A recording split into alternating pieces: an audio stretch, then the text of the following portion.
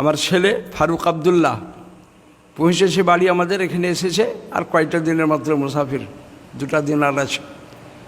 এরই ভিতর প্রোগ্রাম হয়েছে, এই প্রোগ্রামে আমরা শরীক হয়েছি, কিছু ওর কাছ থেকে উপকার পাবো বলে। তো আল্লাহর কাছে দোয়া করি, আল্লাহ আমাকে যেন শুনবার তৌফিক দেয় এবং তার সঙ্গে সঙ্গে শোনার পরে আমল করার তৌফিক দেয়।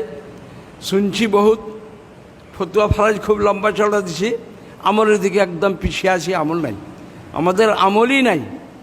প্রত্যেক জায়গাতে খুব শখের সঙ্গে শুনছে, আর শোনার পরে বিদায় হয়ে চলে যাচ্ছে, ঝেড়ে ঝুড়ে চলে যাচ্ছে, আর এরপরে আমল করতে হবে না।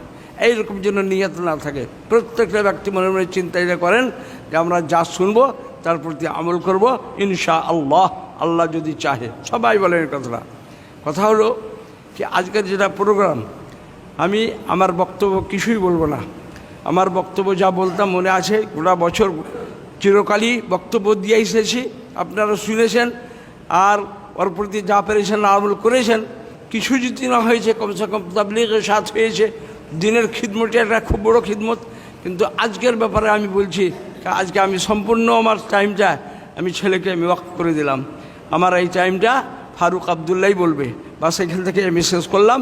আল্লাহর কাছে দোয়া করি, যা শুনবো তার প্রতি আমল করার আল্লাহ